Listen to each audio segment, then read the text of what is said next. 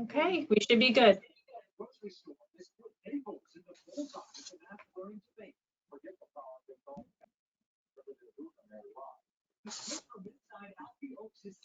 Jack, thank you. You can go ahead and begin. I appreciate it.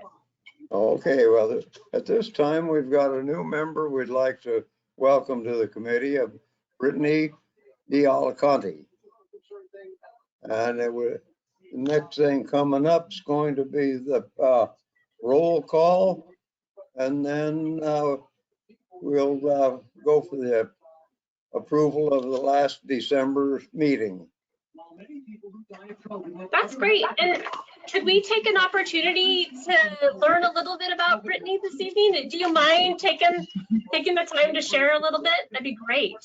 Yeah, of course not. Yeah, thank you all so much. Like I mentioned a little bit earlier, I feel like I've been watching you all in like Hollywood Squares or something all for the past couple months. So it's nice to finally get the chance to see you all and interact with you all, even if it's not quite in person yet. I think that, you know, it's extremely important for all governments, and especially those charged with public safety, to ensure that folks who maybe are usually absent from advising are able to do so. So super glad to be here. And, you know, thanks to everyone who's made that possible. To say a little bit about myself, I have a degree in critical identity studies, which is like a combination of critical race theory, gender studies. I also did a lot of sexuality studies, but that was kind of my academic background. And since then have kind of grown many aspects of my professional career around diversity, equity, and inclusion, things like that. And I've served on and staffed DEI committees and programming for pretty much all institutions I've worked for, mostly in higher education. Primarily. I am relatively new to the Springfield community, but really excited for this opportunity to engage more and get to know the community better. Yeah, I'm also, I guess something else to note is I'm also an avid note taker. So if you see me looking down and sometimes my face will get really serious, I'm probably just taking detailed notes when we're doing that. But yeah, thank you all. Special thanks to Chief Lewis for all my onboarding and stuff that you've offered, and Jessica as well for getting it all set up and answering my questions, things like that. So yeah, thank you all again. Great to meet you all and glad to be here. Thank you so much. We're really, really excited to have you. So, okay. Well, I am going to proceed with the roll call that was previously mentioned, if that's okay. So, Joe Pictionary is not able to join us. He had previously communicated a conflict in schedule. And so next up is Brittany D'Alicante. D'Alicante. I'm present. Got it. Thank you for correcting it. I appreciate it. Barry Lind. Here. Yes. Michael Bean. Here. Issa Aviad. She had communicated she might have a conflict, and so I think she was having a late work evening. Jack Martin. Here. Terry Dillon. Here. Johnny Kirshenman. Here. Jen McCauley. Here. And Eric Adams. Here. Thank you.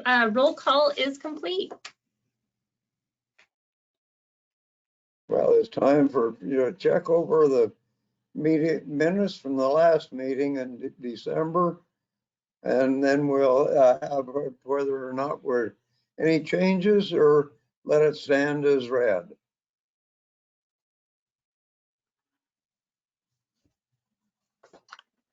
I'll make a motion to accept the meetings as written. Second it. They look great. Okay, the next thing coming up then will be the business from the audience. Jack, could we, Yeah. So we have first and second, can we just, since everybody's will just throw some thumbs up on that just to make sure they're looking okay? Thank you so much. I appreciate it. Mr. Adams, I need to see that that thumbs up. Are the, okay, perfect. All right. Thank you so much. Appreciate it. On the testimony from the public, it'll be coming up at this point now. As a reminder, the meeting is being recorded. The committee will listen to your comments, but will not respond to public comments until we have committee response. Portion of the meeting agenda minutes will be taken by the staff and forwarded to the city manager and city council members of the public, and always send testimony into the committee or the city council. As we begin tonight's meeting, I'd like all members of the audience to please keep yourself on mute until you're called on for public testimony. You will be allowed 2 minutes each for a total of 20 minutes. At that time, you will begin to join us online with a tablet, smartphone, or computer, and wish to speak either to of those times, use the question window to make your request. Please identify yourself by name and the Springfield ward number.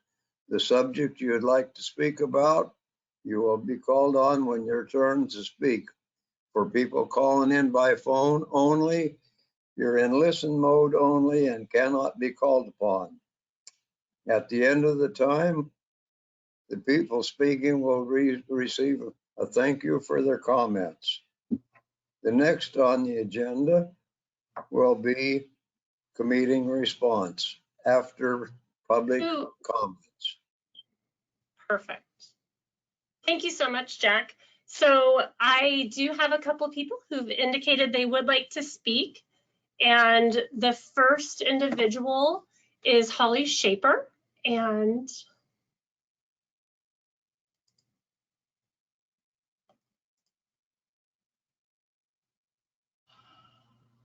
I apologize, I'm just finding her user so I can unmute her mic.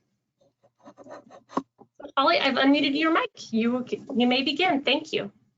Great. Can you hear me? Yes. All right. Good evening, committee members. My name is Holly Shaper and I live in Ward 2. I would like to ask the committee to provide a brief update on the following policies: body-worn cameras, use of force, and business cards.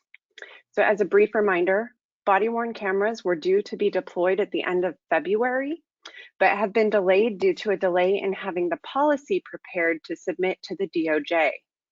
Business cards being handed out at the beginning of every encounter for all officers was a priority of council and the community, and SPD was directed in September of 2020 to begin work on them. They have also been delayed due to policy delays.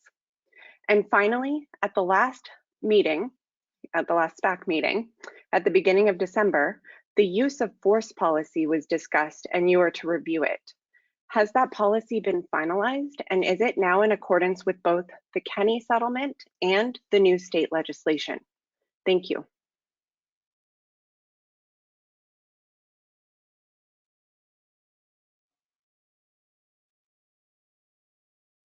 Okay, thank you. The next speaker is Amy Cawthron, and I am just going to, Amy, I have unmuted your mic. You should be able to unmute yours.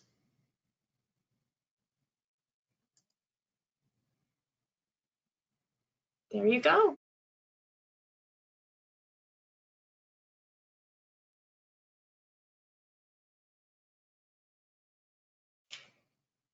Amy, we're unable to hear you, but I do show that you are unmuted. Here, how about now? Yes. Yep. Great. All right. My name's Amy Cawthron. I live in Ward 5. I would like to speak about the incident that happened in November, I believe it was November of 2020, when an officer reported that he was not going to enforce a mask mandate at a large gathering by direction of Chief Lewis.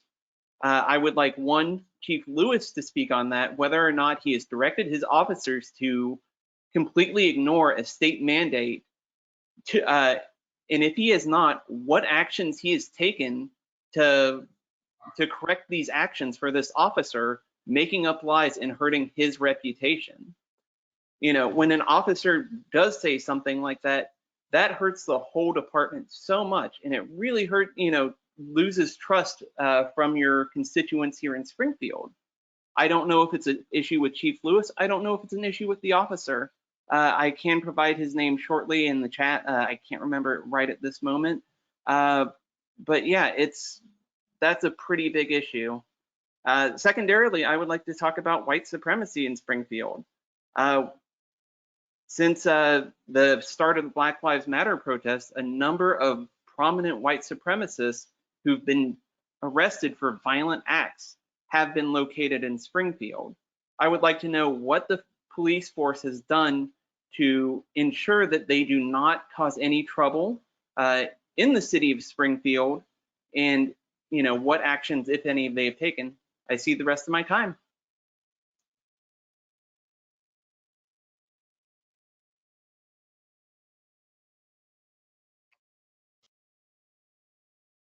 Okay, our next speaker is Elizabeth Utterback, and I am.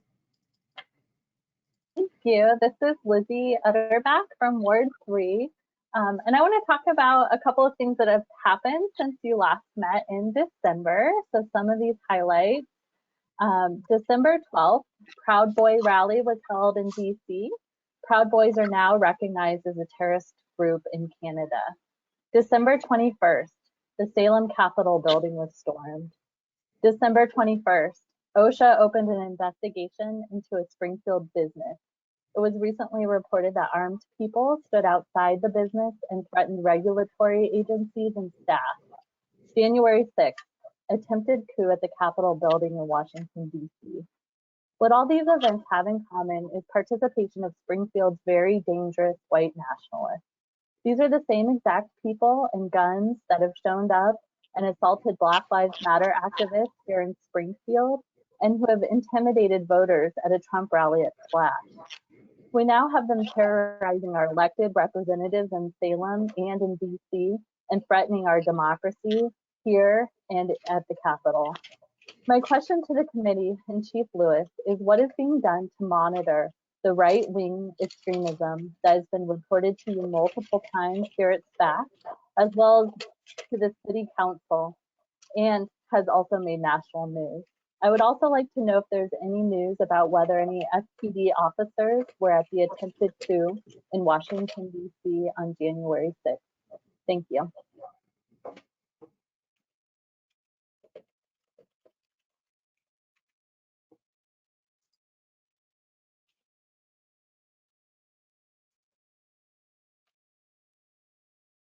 Okay, thank you.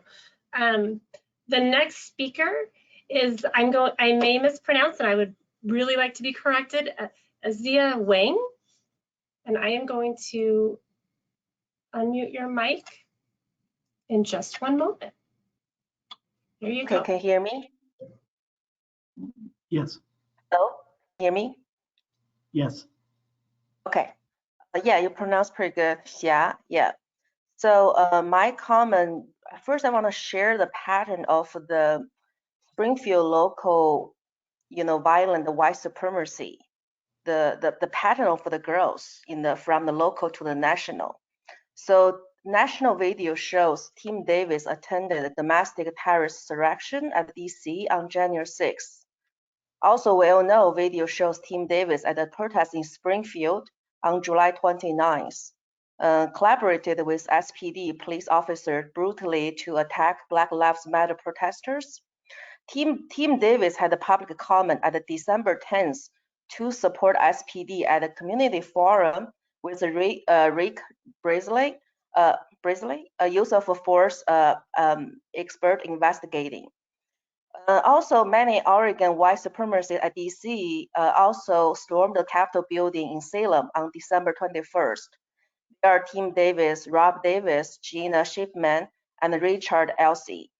Rob Davis was arrested at Salem on January 1st. Richard Elsey was arrested in Eugene on January 9th, using flagpole to assault people, to stop, the unarmed protester. So I want to have a question. I want to request the investigation between this relationship between Springfield police officer and the local white nationalist. Okay, and also what the critical role SPD has played in the last year to reinforce this local violent white supremacists. Okay, so that's all my question. Thank you.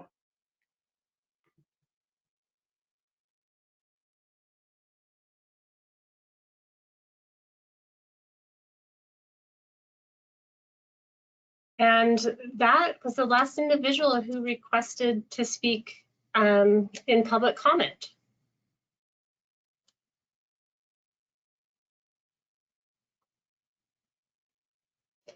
And so, Jack, this is your opportunity. I believe we can transition to committee response at this point, if you'd like to guide us in that way.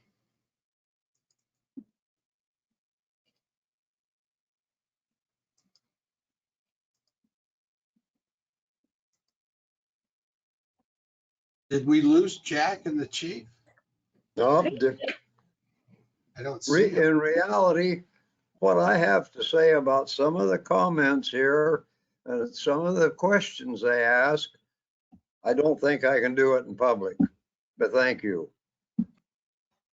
I'm very opinionated towards the police department and how they are doing their business, because I know a lot of these officers that I see them on a regular basis and speak to them every time that I see them. And they're a lot better than what I've seen in other locations or other cities. Hey, Jessica, can you hear me? Can hear you, but can't see. Right, we can. We can't see you though. Hang on a second. Yeah, we can't see you either, Jessica, or the chief, or Jack. Yeah, Tiffany's gonna come in here to fix it. I didn't touch any buttons. All of a sudden, it was just gone off there. So I can't see anybody myself either. Okay. We've got the 2-minute screen up. Maybe that has something to do with it. And I stopped sharing the screen, so I'm not sure why it's doing that. I just wanted to. There you are, Jessica. I still can't see the chief or Jack, though. Well, thank you for your patience. I just wanted to check to make sure that as the administrator, that the camera was still working. It does. I don't see anything on my side, so. Jess, will you send a webcam request to the chief? I don't know why that quick.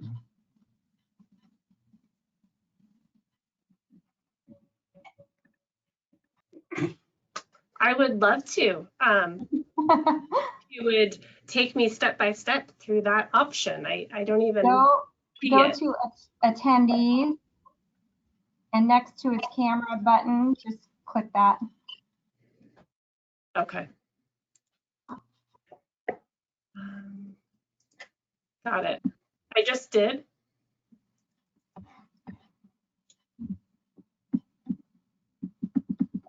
It still says he's viewing my screen, which I stopped sharing. So could you try to switch to your screen since I'm not in my office? Yes.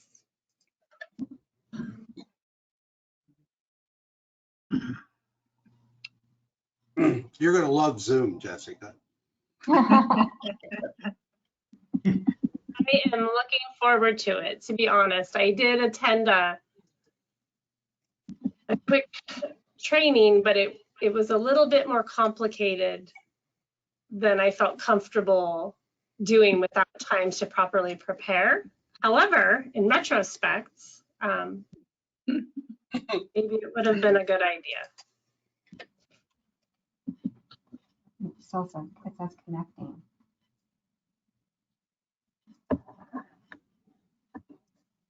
So I have sent webcam requests again to Chief and Johnny Kirschenman and Jack, which seem to have fallen off, and but I don't see any reason why. There's no global setting for that. All right, Jessica, I'm back on, so. It Great. just came back up. Oh, so yours is fine? Okay. Okay, I just shared my webcam and it seemed to okay, come back. now I know. You're up. Great. You're up, Johnny. What? Comments, you mean? So if it's okay with the committee, it may be helpful if I can answer some of the questions were asked by the audience members, and that may assist in some manner. Some of the ones I won't be able to comment about, and I can kind of explain that as I get to them. And if I missed one, somebody raise it, let me know that I forgot one of them. I tried to jot them down as I was doing this. So anyway, welcome everybody, and I'll just kind of hit the highlights of these. The body-worn camera is still in the works. The policy's been done for some time. We've sent that to the Department of Justice. And the reason we have to send it to the Department of Justice is because we're getting this $125,000 grant, and they have to approve our policy. And so we are waiting for their approval, simply is what we're doing. We're hopeful that that if we can get that approval here shortly, we can meet our initial timeline. We have communicated this to the council. Our original timeline was somewhat hopeful on my part. I know it was a big lift, but it's easy for me to say, hey, we can get something done at this time, but there's a lot of hoops to jump through, and Jessica and Lieutenant Crawley and many others in the police department did an excellent job on that. But that policy has been completed, and we are simply waiting to hear from the Department of Justice is all. And we were thinking that was supposed to happen this week, and I don't believe it has. So regarding the business cards, that is in the process. We did have a request at council about having some Spanish language on those business cards, and we've reached out to some people to try to what would be best to put on there and how to do that. I think we have some pretty good ideas that will be going forward. I do want to check with city staff so they can check with the council to make sure that that is what they're interested in. So that is proceeding. That policy, it doesn't take, I'm going to tell people, it doesn't take that much to produce that policy. We've got a couple similar policies from Corvallis and Portland have a similar program, and so we can simply copy what they have with a few minor adjustments. The use of force policy, this committee will see that when it's the final version. We are still waiting some back and forth between some attorneys on that, and I expect that to be done shortly here, and we will be in compliance with the state and the Kinney settlement. See, look at my little list here. The mask situation there, I'm not clear exactly which particular incident, but I can just speak in generalities here regarding what my direction has been to the officers. And that direction has been that we deal with this on an educational basis, and we try to use education. We are not going to take enforcement action unless there were some dire circumstances regarding it. That'd be a very special circumstances for us to do that. Enforcement action is a citation, is what it is. We have been in communication with the chiefs of police from around the state, and we have been getting direction about how kind of everybody's handling it. I'm not saying everybody's doing it exactly the same way we are, but people are trying to deal with this in an educational fashion. We don't want to be the Gestapo. We don't want to come in there and have us show up every time someone doesn't have their mask in the proper place or anything like that. So the officers are directed to, tell people, look, in whatever the specific situation is, that, try to, through education and encouragement, that people will wear their masks. The comments about whether any Springfield police officers or personnel were at the rally in Washington, D.C. or the state capitol, no, absolutely not that I know of. No indication, no rumor of that at all. I would have zero expectations of any of them participating in unlawful activity of entry into that. But to answer that question, absolutely not. I think one of the last callers brought up about some specific individuals. This is not the proper forum for me to talk about specific individuals, especially if there's open and active cases that have not been adjudicated. So in the future, just as for everybody's reference, if you talk about certain individuals of what we've done or happened to them, that this is not appropriate unless they have been through the court system and they're either convicted or not convicted. We can talk about their conviction. But the public forum is not the place to discuss cases that are active. And then regarding that, I think there was some questions about what Springfield PD does specifically regarding right-wing extremism.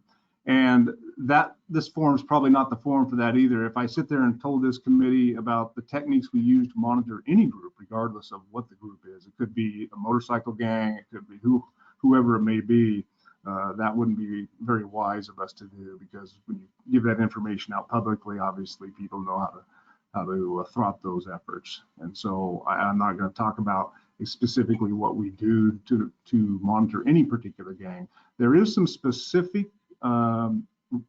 Oregon laws regarding gathering intelligence information on political groups, and we have to follow that. We have a specific policy regarding that, and I'll just kind of read you what that says. It says the department shall not collect or maintain information about the political, religious, or social views, associations, or activities of any individual, group, association, organization, corporation, business, or partnership, unless such information directly relates to an investigation of criminal activities and there are reasonable grounds to suspect the subject of the information is or may be involved in criminal conduct. And so to give you kind of an example of that, we'll pick on the motorcycle gangs. Not every motorcycle gang you see out there that wears colors on a vest or has a, that sort of thing is an outlaw motorcycle gang. And so just because, so therefore we can't, if we have a motorcycle gang in town and we have no information, no sharing between police agencies or our own experience that particular gang has been involved in criminal activity, we don't get to just open a file within our agency and collect information on regarding that gang. We have to have some nexus to criminal activity. And so I just throw that out there because there's on this regarding these extremist groups, there are some of those out there that, yes, they're probably involved in criminal activity, and there's some that are not. And so I do want to make a statement, because I was going to talk about this later on. We don't tolerate anybody threatening any group of people, threatening any other group of people, regardless of the situation. That won't be tolerated. If there's criminal activity, we'll definitely get involved in that. And there are reporting mechanisms. If there's not criminal activity, you can also report those at the state level also. So the Springfield PD will not tolerate that sort of thing from any group, regardless of the situation.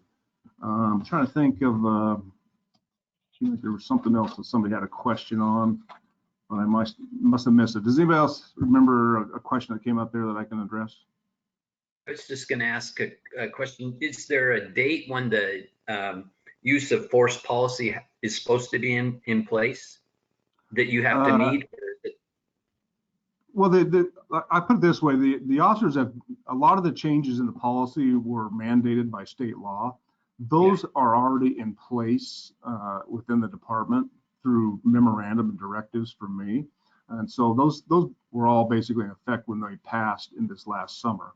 And but the actual physical policy itself with all the changes has not been finished. And there's no specific date. I was hoping to be done by now. It's just not this time. Is there a target date for the business cards as well? I'm going to say by the time we meet again. How about that? Well, I say that as long as the printing doesn't take that long. So I don't think usually it doesn't, but we don't order, when we order printing cards, it's usually, one or two officers at a time. We don't order the whole department to get new cards all at once. So I really doubt it'll take that long, but just in case it makes a fool out of me and I come back and say we couldn't print them that fast or get them all at once. So, and we do have a little bit of ideas to change the card a little bit. There's some ability to put some information on the back of it regarding if an officer is trying to contact someone, a good date and time for that person to contact the officer. And so we want to make some changes to the cards that will be beneficial besides this. And then we want to give a little bit of chance to make sure our officers understand what the expectation is, you know, when they're required to offer that business card. So people have varying ideas on the business cards about, you know, it should be the first thing you do as an officer when you contact someone.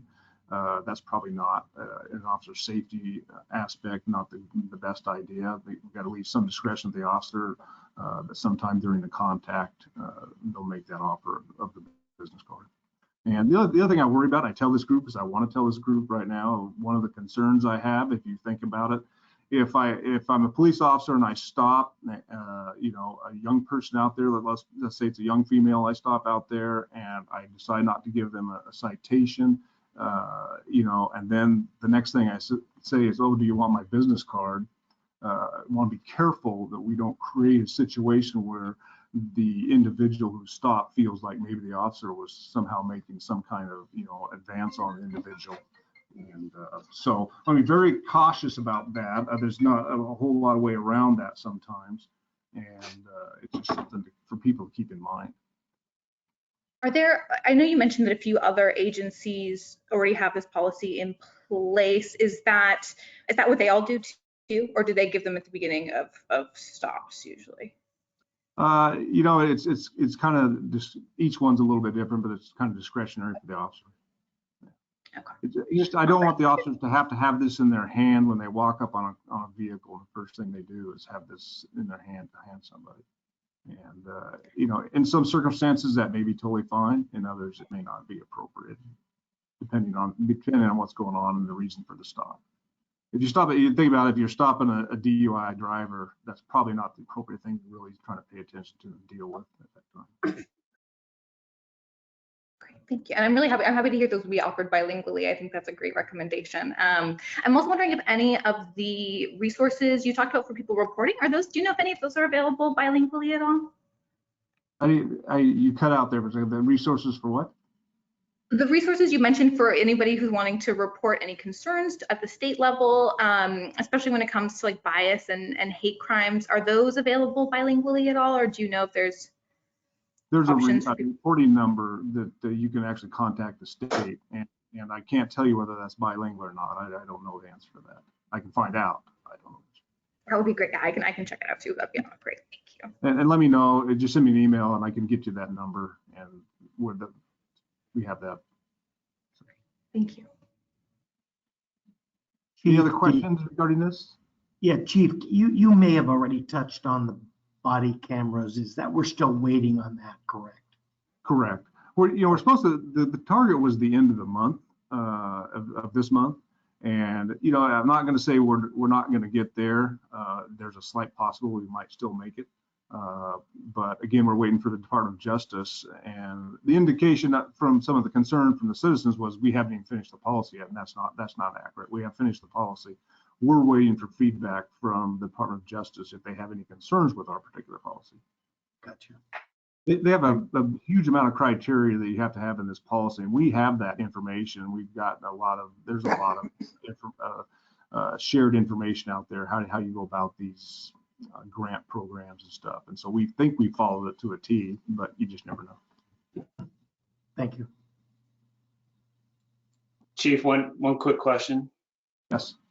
So since I've been on the committee, there's obviously been a lot of activity around new policy development, responding to new legislation. And I don't know if that's been the case, you know, before my time on the committee, but I'm wondering if, just for our benefit, maybe for the communities as well, if we could add maybe a standing agenda item of policy implementation updates, just so we can make sure we're keeping track of that from meeting to meeting, and the community knows that we're doing that as well. That's an excellent idea. I don't see any reason not to do that. Can I jump in for a second? I wanted to respond to the listeners, because what Jack said made my hair stand up on end. I know we have viewers.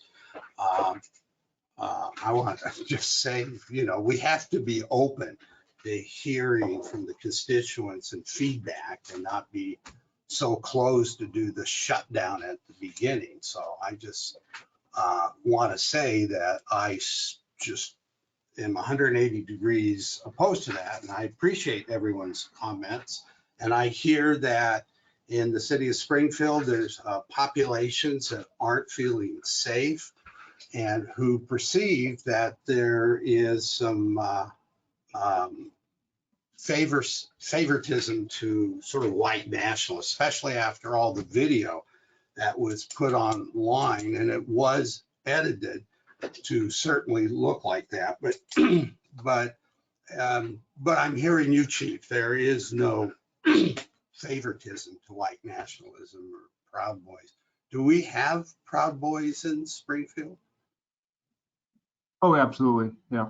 I mean, I'm sure there's a number of different groups that are, you know, you go to any city in the USA, probably of any significant size, you're going to have somebody of some group within that, those populations, you know, and it's, you know, I understand people's feelings regarding this. It's difficult. Police find themselves right in the middle, trying to march right down the middle of that path without, you know, trying to be, you know, when you're out there on the line, or you're out there when the two groups are intermixing and trying to separate them, that's always a very difficult situation for our officers to get in the middle of.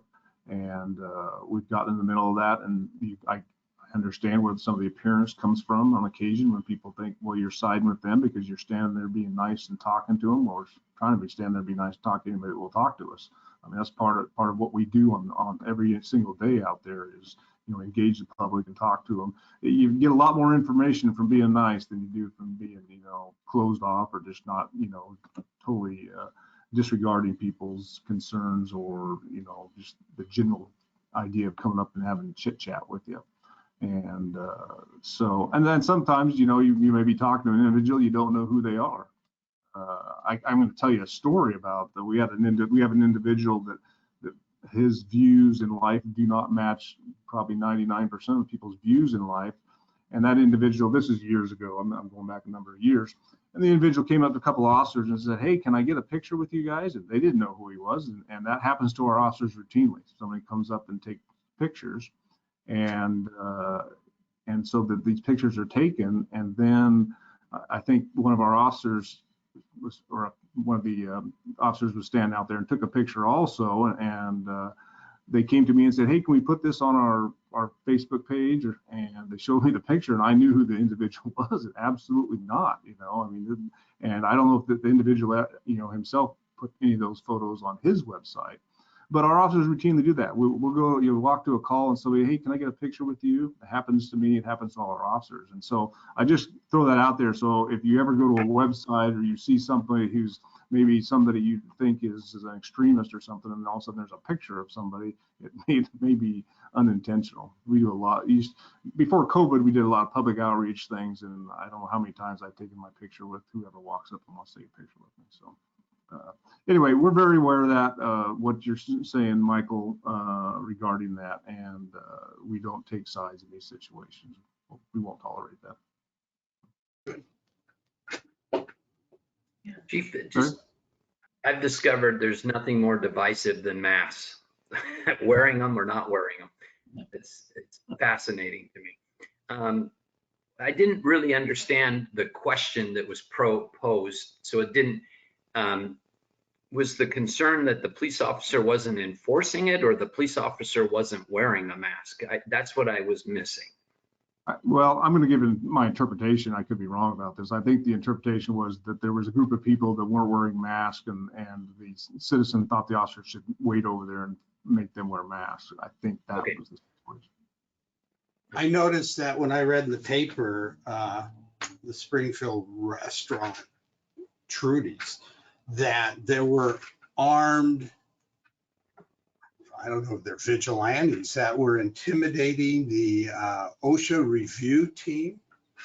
And that is kind of scary when you can hack and carry and then get kind of belligerent. That would be a scary thing. Does anyone report that kind of thing?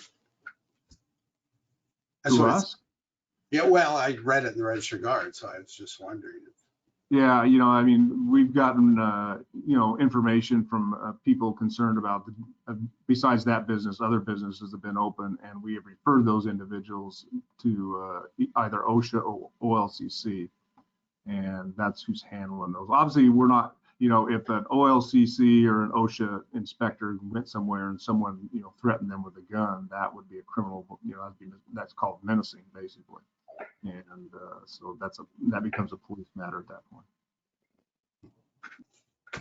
It was said, Michael, OSHA did say nothing happened over there.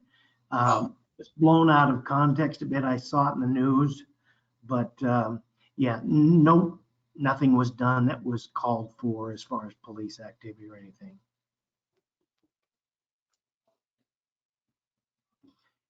Can I say one other thing? Sure.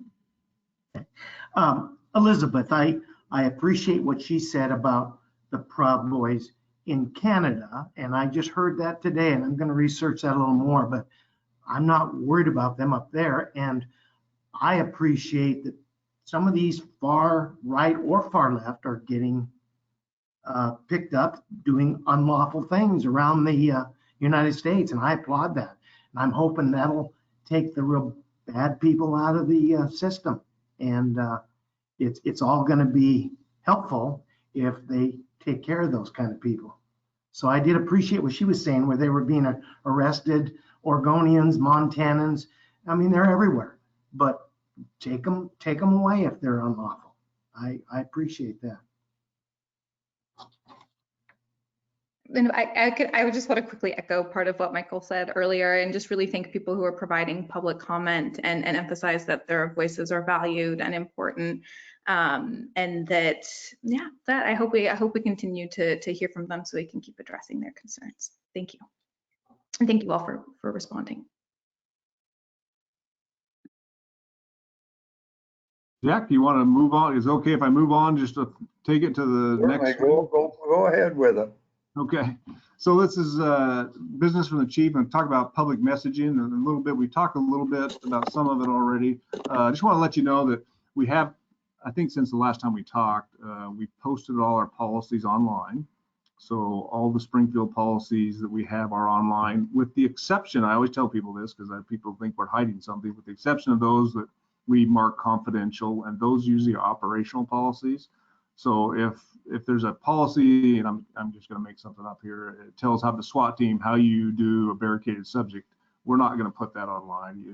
You're showing how you do something, and the criminals can thwart your activity, and therefore we wouldn't put those on. But for the most part, I'd say probably 95% of our policies are online.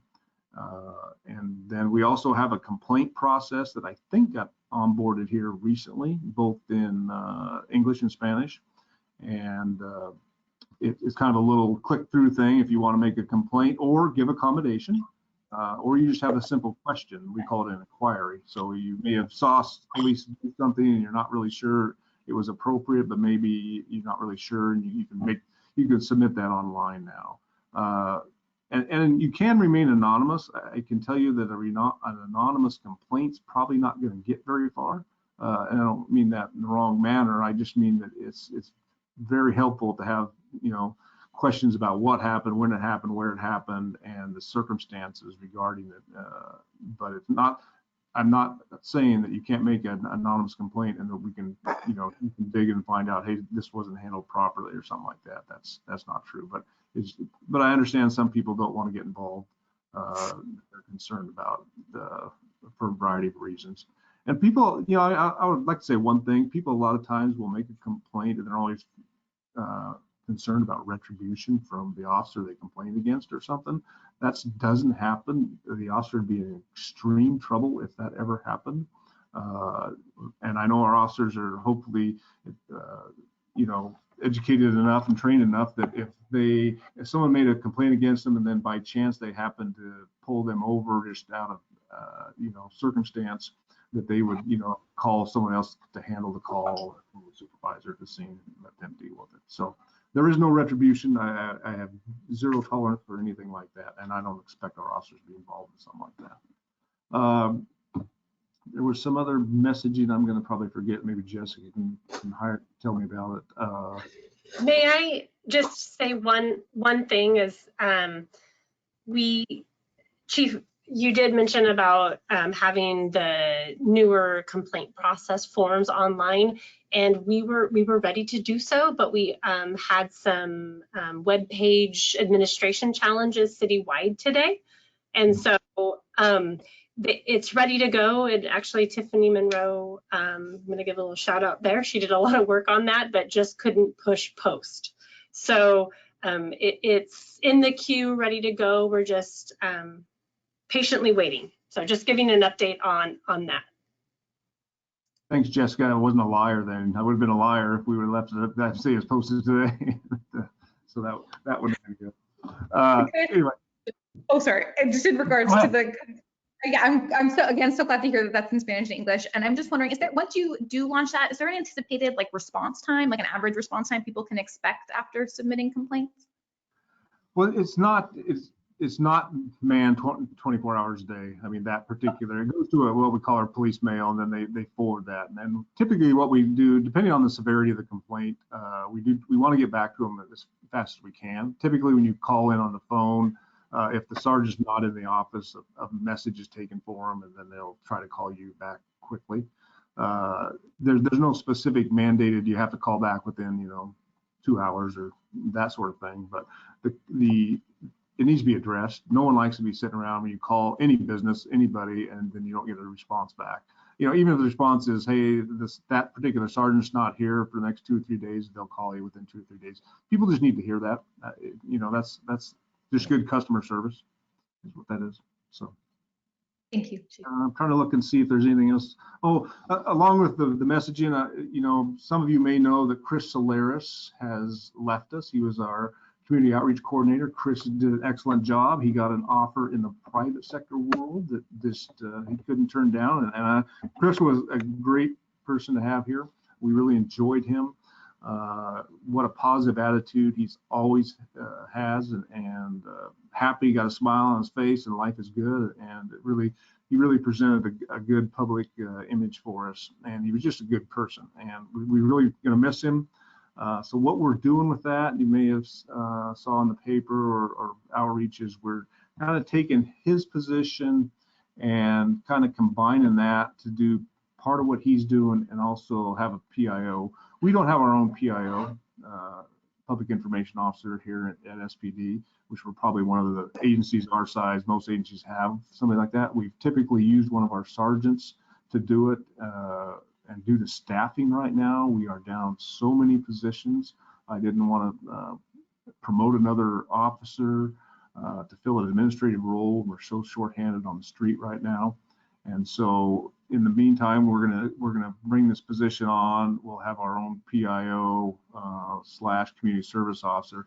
And then we're hopeful in maybe, and this is a best guess on my part, in 6 months we'll fill Chris's that specific position again. So we'll have both the PIO / community service officer and a full-time community service officer eventually down the road. And so anyway, we're excited about it. We've got several applications already, and we really look forward to seeing what happens. And if you see Chris anywhere, tell him thanks, and we told him he could come back anytime he wanted. So. The next thing is B is the stop data. I think I'll save that for last just because it's a little longer. So let me jump to the C there, which is the fiscal year budget. And I just wanted to make a quick comment about that. There will be some budget cuts within. Oh, sorry. Hang on a second. I got to click my light back on. So. Not moving around enough. Appropriate. What happens when he's talking about budget? The lights goes out. I'm on here, yeah. So it's my favorite thing in the world to talk about, Anyway, we have a couple of positions that we are going to eliminate. One is a records position, and I'll talk about that one first. We've had this records position for a number of years.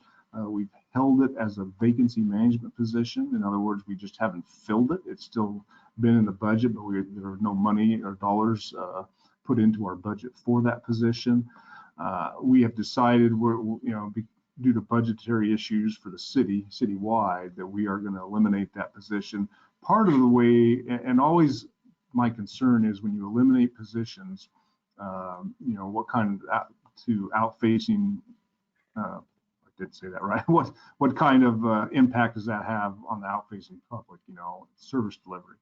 And this particular case, like I said, we haven't had it for a number of years.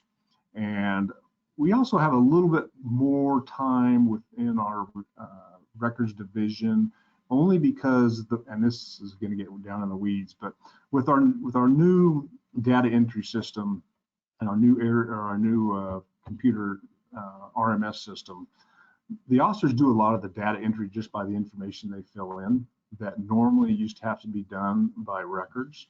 And so that has saved us some time. I don't know if it saved us a full FTE, but it has saved some time. So by eliminating this position, the general public shouldn't see any impact on their service delivery. In other words, when you call on the phone, it shouldn't be any longer delay or anything like that. Or if you come into the records division itself, shouldn't be any really delay there. The second position that we're going to eliminate there was one of our community service officers. And the community service officer covers a wide range.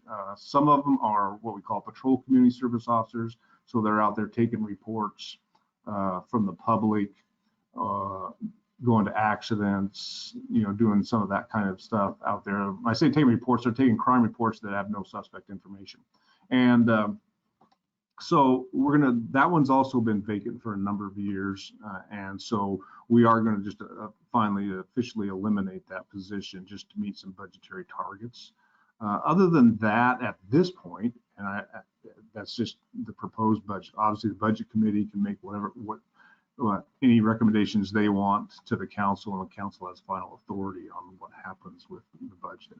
So I just want to kind of bring you up to where we're at. The shortfalls, citywide are caused for, as you know, for a number of reasons. COVID's one of them. Some of the typical revenue streams that you have within a city have been impacted by COVID. So, and there's just some general, that's just kind of city budgets that are kind of up and down. I'm waiting someday, I've been here as long as I have, to come in and say, oh, we have extra money. Well, what programs do you guys want to start? I have yet to ever hear that happen within the city budget. But anyway, it's a tough go, and we're appreciative of what we have here and the support we have from the citizens regarding the levy. So I don't feel like it's doom and gloom. And obviously these positions are they're vacant anyway, so it's not like somebody's going to lose their particular job.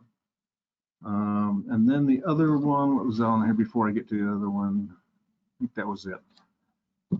So any questions on any of that before I transition to the stops data? I had a question, and you probably don't know, the city managers might be, but what's his name from California just finished his investigation. Any timeline for when he's going to present his findings?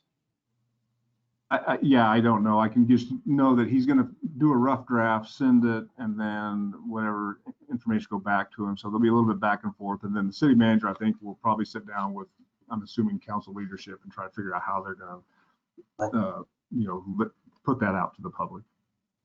But I don't have a specific answer for you. So the stops data, and we sent that executive summary, and I don't know if any of you, maybe some of you are really into stats, and you went with a big report, which is 94 pages long. Did anybody do that? Come on, somebody. I did, and it's not clear. So I burrowed all over in it. Well, and Michael, you're right. I had to go through it a couple different times. And Jessica, and I went to Jessica, she's much smarter than I am, and I had to ask her to kind of explain some of it to me also. And then the two of us together actually called up and talked to the interim executive director of the Criminal Justice Commission up there, who's the author of the report, because we want to make sure that we understood what we were, not making, erroneous conclusions from what we had read. And so just to give everybody a little bit of quick history here, and I promise I won't bore you too much, this is what is required from a House bill back in 2017 that all police agencies report their stop data. And what I mean by that is anytime a police officer makes a decision to stop somebody on their own, not a call for service, but the officer decides, let's say the officer sees somebody driving without their lights at nighttime and makes that decision, him or herself, to make that stop, that's what the data they want collected. So in other words, if someone sends me to a call for service saying we think there's a drunk driver and they give me a description of the vehicle, I find the drunk driver, that's not the same thing. Those aren't reported. So it's only when the officer is self-initiated activity. And so what they're trying to look for is there a disparity in the way officers are treating minorities and the different groups that you see listed in there. And and pedestrian stops are part of this also. So if the officer stops somebody who's walking down the street or behind an alley or whatever the case may be, that's the same thing. Those have to be recorded for this. And so the officers have a little program, and even if they stop somebody and they write them a citation, they still have to fill out this separate little report form about the stops data and what their perception of the person's race was. So in other words, we're not asking someone what their race is, it's the officer's perception of their race. And so that information is all filled out every time they make a stop or at the end of the day, depending on how the officer does it. And then that's submitted to the state, and then the state in turn puts together this report. So it's been out, they've been at this for since 2019. The tier 1 agencies had to do it first. And the tier 1 agencies, if you had 100 officers or more, they had to do the reporting first. And then the tier 2, which is us, Springfield, and that's officers with, I think it's 24 to 99 officers are considered tier 2. And then next year, they'll pick up the rest of them in what they call tier 3. So that's from 1 officer to 24 officers. And so what that does is they take all that information, and as those of you who are interested saw, that there's basically 3 methodologies they use. And I'm not going to talk about the specifics of these methodologies because that we'd be here all night. You guys have better things to do than that. But there's 3 of them. One of them's they call it VOD, or the Veil of Darkness analysis. And what they're trying to do there is see if a particular minority race is stopped more in the daytime than they are at nighttime. Can you put that behind it being at nighttime, the officer may not know the race. Yes. You had it up on the screen and it disappeared. Oh, I can still see it on mine. I can't. There it is. Oh, That's not it. that's tier 1, tier 2. Go to the next one. This stuff I'm talking about now is not really. I'll get to these specific here in a minute.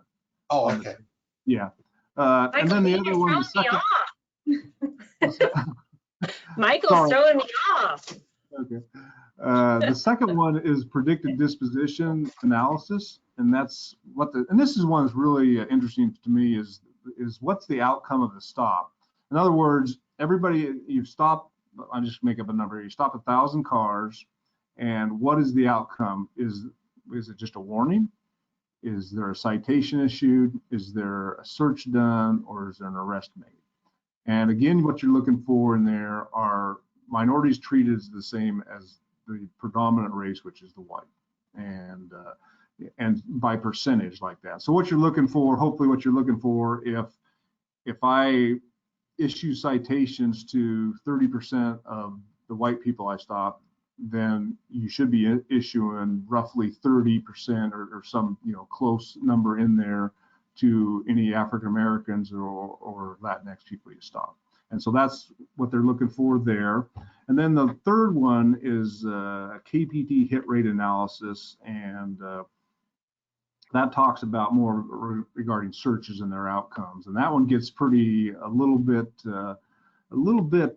hard to follow. And that's the one Jessica and I called up and talked to them at. They're making sure we were interpreting that right. So having talked about all this, so how did SPD do?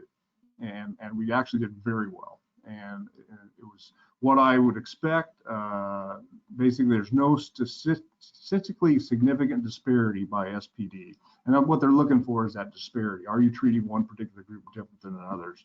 And, you know, in other words, our officers are providing fair and impartial service delivery. And this is based upon thousands of stops.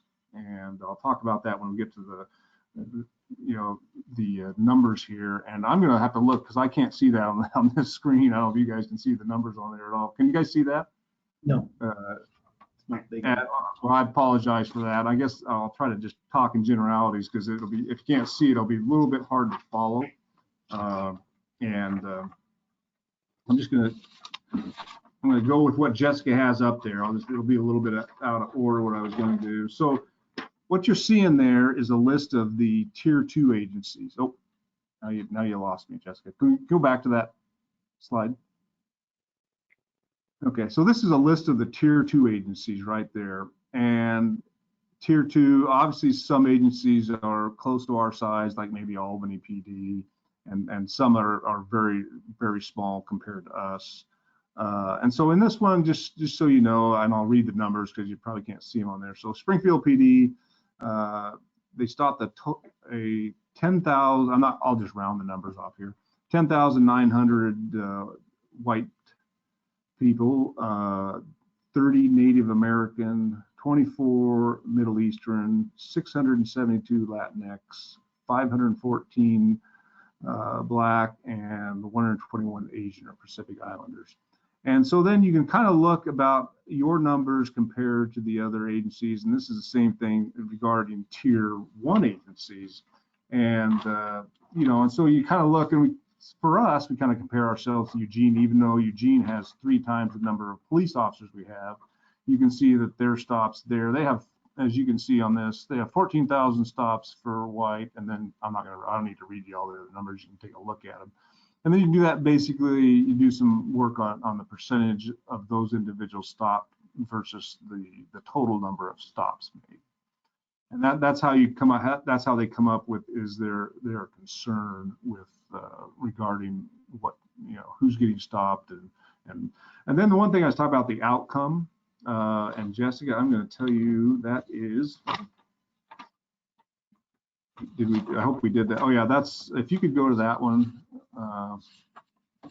You have that one on there. Yeah, this is the one that probably gives me the most information. So, and it's kind of interesting when you look at some of the agencies and different things. So you'll find Springfield on the second column there, a little more than past halfway down of Springfield.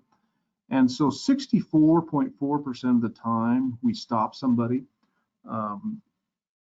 they don't get it, they're given a warning or nothing's happened to them. So that's something I would suspect, and I say that based on my own experience when I worked patrol many years ago. It seemed like you might give a citation 1 out of every 3 times you actually stop somebody. It's just kind of typical. So of those stops, so let's just pretend we do 100 stops, and so 28 times out of that 100, or 28% of the time, somebody's going to get a citation. So if you're driving through Springfield, then you got a 28% chance of getting a citation, you know, based on these numbers. The search one I'll talk about last, and then the arrest is 6.5% of the time you're going to get arrested. And that could be you're getting arrested for either DUI, could be driving while suspended in a misdemeanor, or it could be you just have warrants for your arrest. And that's probably most of the arrests are DUI and or people who have warrants for their arrest. It's typically how you're going to get arrested in just a regular traffic stop. The search, and then you can look up, like arrest, you can kind of look up, and there's a few agencies that are similar to us, a couple that are higher. Roseburg's a little higher. Albany PD is just a hair higher than us in arrests. But other agencies are significantly less than that. And it's kind of interesting, and I don't have quite an answer specifically regarding that of some of these that they get so few arrests. Part of this is a new program, and sometimes when you gather stats and data like this, maybe the interpretation of what you're supposed to put down is not correct, because it's hard to imagine that, you know, you're less than 1% of your stops, and I'm just looking at some of these agencies, wouldn't result in arrest. I mean, you got, DUIs, and a lot of people have warrants. So anyway, we kind of look at that. We kind of ask those questions regarding that to see why that is. But the one that we're kind of out of whack on, Springfield is, and that's a technical term, by the way, out of whack on, is the searches. And so we're really high in the number of searches. And what a search is what it's supposed to be, I should say, is, and what they're looking for is, I stop a person and I search their car because I suspect drugs or I suspect being armed for some reason, and it's called the discretionary search. And I'm thinking, wow, that doesn't seem right. There must be an explanation for that. And so then I started asking the officers around and says, when you stop somebody and you arrest somebody, what do you put in the search field? And they all said the same thing. They said, well, I searched them because that's search incident to arrest. So everybody we arrest, we search. You pat down, you make sure they don't have weapons. And so the officers were answering the question when it pops up on the screen, did you conduct a search? Well, the answer is yes. Obviously I did because I made an arrest. And but that's not what they're looking for in this data. What they're looking for is when I stop somebody and I just suspect them of some kind of criminal behavior, and I'm going to search their car. And so we'll fix that this year through training. We've already given that information to our officers. They really have a problem with this because they don't want to, they've taught you always tell the truth, and then when you're marking a box that's not truthful, they kind of feel a little bit uncomfortable about it. But they're looking only for if it's a discretionary search, and an arrest, that's not discretionary. You shall search, you will search somebody when you make an arrest of somebody. So that number will change the next time you see this, and it will be interesting to see how much it does change the next time we look at this. Some of the tier 2 agencies, and us a little bit, but not much, don't have enough data for the statistical people to feel comfortable making a decision. So a lot of these tier 2 agencies and obviously the tier 3 agencies, they'll have to add years together to be able to formulate the data. But we didn't really have that problem. We had enough data regarding this to come to a conclusion there. And so anyway, I've rambled on quite long enough without giving you guys a chance to ask questions regarding this. It really is kind of interesting, and you drill down into it and you go through it, and it does take a couple of times reading the whole report to kind of understand what they're looking for and what they're doing. So I'm going to open up the questions right now. I also looked at this before the meeting and after we met Chief Lewis, and I did have a few questions. I was wondering if you and Jessica at all had compared, because I know, so this is all based on percentages of overall stops. I was wondering if you all compared the rates based on populations in Springfield, because when I looked at that, I compared the percentage of Black people being stopped versus their population numbers in Springfield, and when you look at it that way, it appears that Black individuals are stopped at 4 times the rate of white individuals in Springfield. And especially with new census data coming out, maybe doing that type of analysis could also give us some additional information. Is that something you all looked into at all? Yeah, we looked at that, and part of that is trying to figure out, when you have Eugene and Springfield together, how do you, when you're that close to the 2 cities, how do you do the population analysis? I mean, because you have this mixture of people living in Springfield traveling back and forth between Eugene, and so you're trying to be able to do that. But we did look at that. The other thing that I noticed too in there is it seems like it was a low number of stops regarding Latinx people, and based on the population. If you look at the percentage wise, it didn't seem to match that. And so anyway, it's something we talked to the guys about up there, and they feel comfortable with what the data they have.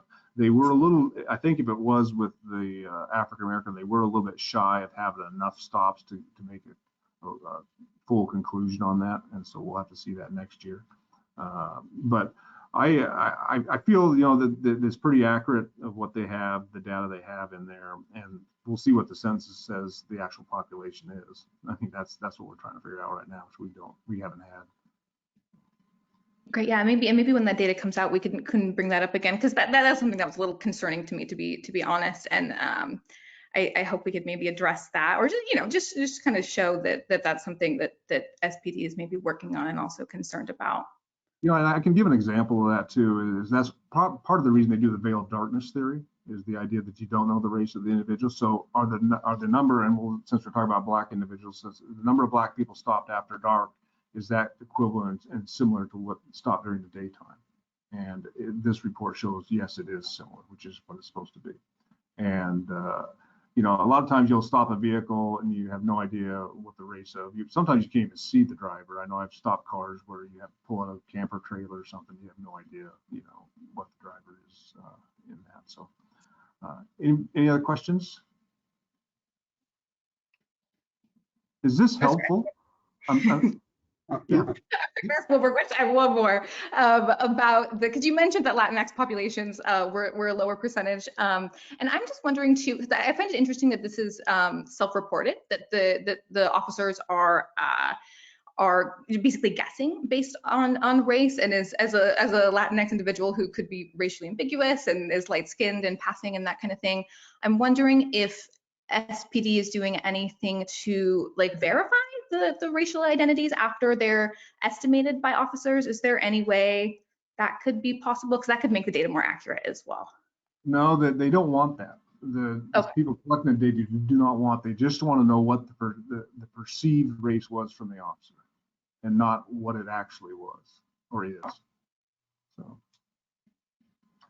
And part of that is you think about that the whole reason is, why did are you stopping somebody in disparate proportions? And so it's what's in the officer's mind. I'm stopping that person, and my perception is they are this. Now I will tell you just to give you a little bit of information, Eugene's numbers, I think on that, if I go back to that report, are similar to ours, and their Latinx stops are down a little bit. As far when I say down, I mean percentage wise. And I think a little bit of what that is, and we're going to address this with the officers to make sure it's not just a reporting thing. Years ago, and it's been corrected the last few years, I don't know if I've talked to anybody about this before, but under the reporting we do at a national level to the FBI, when we do all our crime data, they always considered it for years that Latinx were considered white. And that was just the way they did reporting for years until recently. And I don't know if that's spilled over, that some of our cops who've been around a long time are just still doing that. We'll make sure we do some training. We provided some training here recently to our officers, and there's a frequently asked questions for police officers that the commission put out for us, and some of those things are addressed in that, and we ship that information out to our officers to make sure that we are doing this accurately. And this is the first year, this is the first time we've done it, so we expect some little glitches again, like the search thing. When I looked at that, I just scratched my head at that. That doesn't seem right. That number just seemed odd to me, and there is a reason for that. So just so you know, if let's say you go through this and you're a city that they decide that you need, they call it, I like the way they word it, they say you need technical assistance from DPSST, which is the Board of Police Standards and Training. And so what does technical assistance mean? Well, the guy up there at the commission was really good, and he says, sometimes, and he gave an example out of California, you guys got quite a bit of experiences, you can show that your disparate treatment is going on in your agency, but there might be a particular reason for it. And he gives an example of one particular city in California. He didn't name the city, but they were doing sobriety checkpoints, and they only did it in one or two parts of a particular town. And it happened to be where the majority of the people who lived in that general area were Latinx. And so it looked like you had this incredible number of stops versus the population. And it was because of that one DUI checkpoint. And so once they got rid of that or moved the location of it, the next year it changed dramatically. So what they're looking for, is there a statistical reason why a particular agency is doing this? So, you know, the other thing is kind of interesting. If you look through this thing, and I'm not here to pick on any agency because maybe they have, you know, a reason for this, but it's also interesting just to look at the idea that, you know, like I said, 64% of the time, nothing happens when an officer in Springfield pulls someone over. But then you look at some of the, if you look at this, the chart that Jessica has up there, and I'll pick on Ben for just a second here, they're 64% of the time you're going to get a citation there in Ben. Now, that could be, you think, wow, their cops are tough there or something, but it could be as simple as maybe they have a robust traffic team. Maybe they have a lot of motor officers who that's their sole duty out there, and so they're making a lot of traffic stops and they're writing citations. I don't know. I don't know why that is, but it's kind of fun to look at that and see the different agencies of, you know, how often they give tickets, how often they make arrests, and that sort of thing. So this reporting has really kind of been a good deal for us to take a look at and kind of look at the number of, you know, how busy are officers, how many stops they're doing, all that compared to other agencies. It's hard to compare data a lot of times with other agencies because the reporting is a little bit different and everybody does things a little bit differently. So. We got 5 minutes. Okay. Oh, okay. I'll shut my mouth here because you guys have a little bit of business here to do. So thank you for that. If you guys have questions, you look at that, please just email me or call me or whatever you want to do. Thank you. Thank you, Chief. Jessica and Jack, I think this is the time for you guys for business from the committee, right?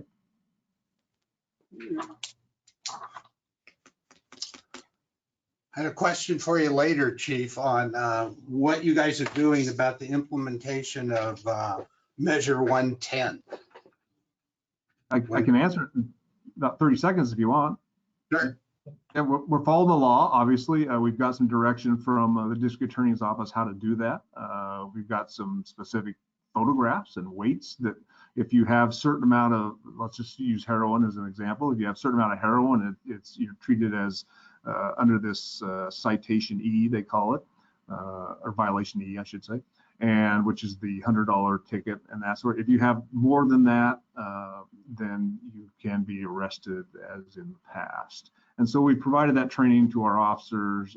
It's just like anything, there'll be a little bit of glitches here and there, but I think the officers understand it enough.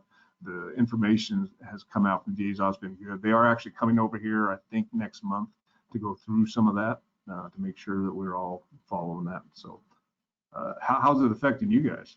I'm on several committees at the state, and it's cool. So I will let you know in another month as it starts to settle down. And I'll let you know if we run into some really exasperating situations or regarding that. So.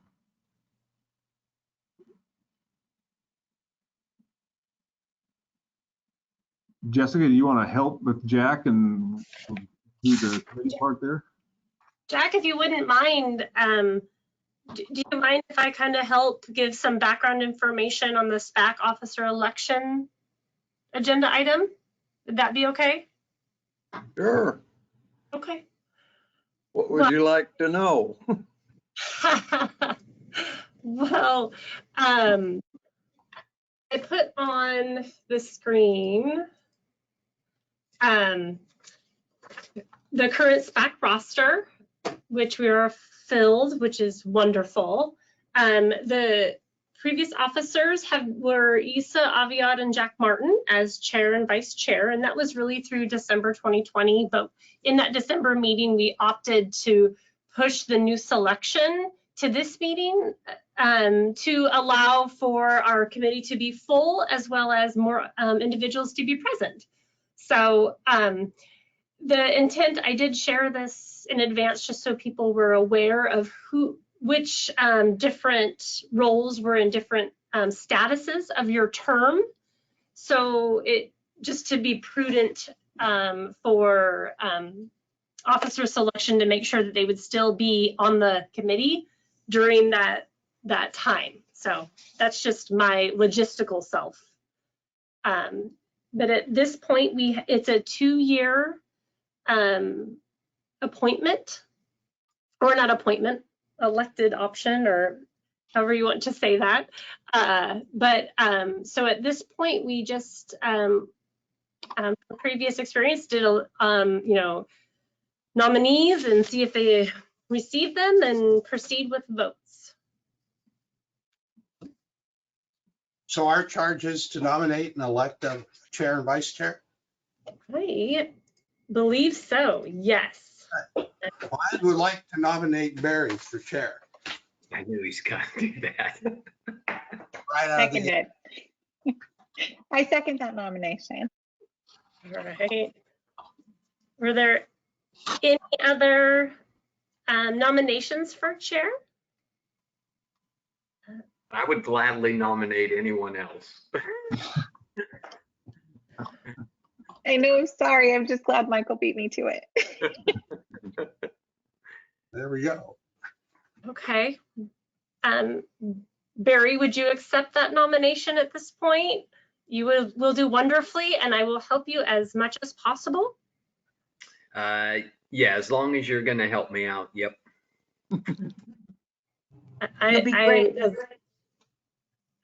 Okay, so we had a first and second nomination on that. I think, we have enough people here, so and Barry accepts, so if we can get a thumbs up, if that's okay, since everybody's visible, are we good? Okay. Jack, excellent, thank you so much. Congratulations, Barry. Chair role. And there's also the vice chair.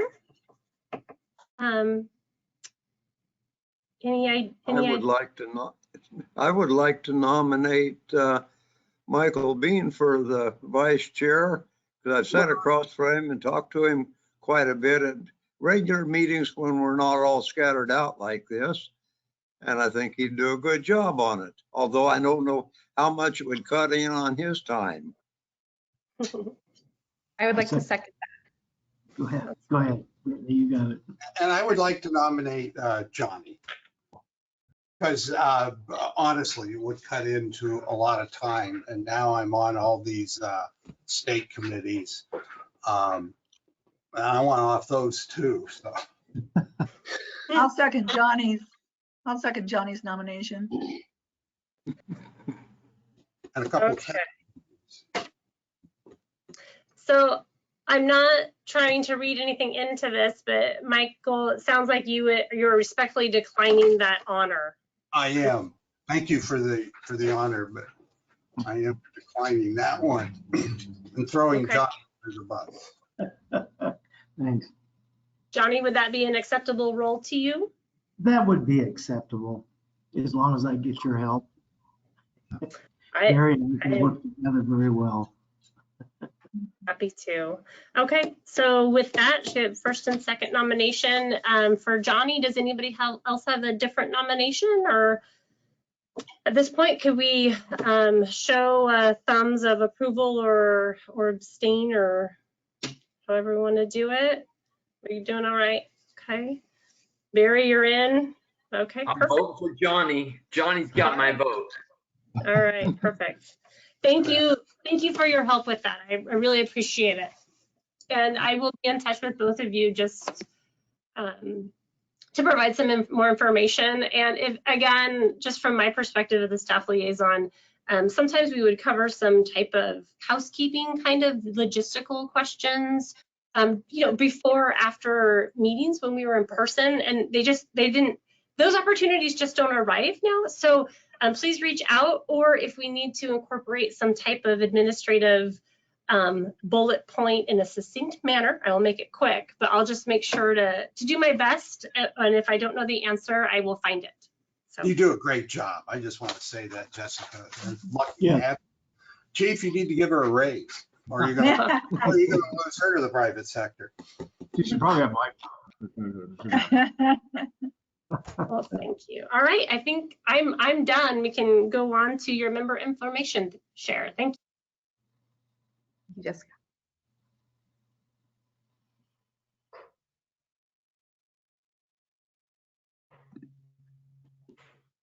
And I guess as in prior meetings, this is just one of those that we don't have to go around the table, but at the same time, if anybody has anything to share, I believe you can just kind of jump on in. But we are running at we're right at time, so we want to be respectful of everyone's time as well. I got a duck basketball game, so. That's Monday. I am sorry, can I ask one more question? I really appreciate you all's patience with my newbie questions. One thing I was wondering, Chief Lewis, that I didn't ask earlier was there a reason that community, I think it was a community resource officer position was open for so long? And was there any expected like service losses with that one too? So I know you mentioned for the records that there wasn't, but with that one. Yeah, that one was assigned to patrol. And it's been vacant for a number of years, and it's kind of, and it hasn't been there's been, it kind of goes back and forth between patrol and then the vacant community, the second community service officer. We had at one time we had 2 community service officers that were just for the community, and then that went away with some staffing issues, and then we got into this thing where we had some budgetary issues, and we're trying to make up our overtime, and we have some significant overtime issues, and we can maybe talk about that next time. It would take me about 5 minutes to explain all this, or I'd be happy if you just want to give me a call tomorrow. That'd be great. Thank you.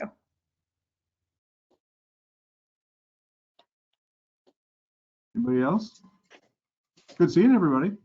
I don't think we should go till Terry says something. I've been saying something. I congratulated you, John and Barry. Yeah. I'll Thanks, go Mike. along with that. So am I chairing the next meeting? Is that correct? That is correct. Yes, That sir. depends on who's here, because Asa is a normal leader of the group, and I'm just a co-chair on it when she can't make it. You're leading, Barry. It looks like we're only getting a new co-chair, which is fine with me, because I just like to enjoy working with the people down here and the officers that I see every time I'm down here on the volunteer basis. Thank you, Jack. Yes, Just thank you. I'm gonna find time with you this month then, okay? I plan on it. I will reach out to you and work and just make myself available. Absolutely. Okay, thank you. So if somebody could adjourn, I'm just going to call it out just because it sounds like that's where we're at, 7:34. And thank you so much for everyone's time. Good night. Thanks, everybody. Good night, all. Good night.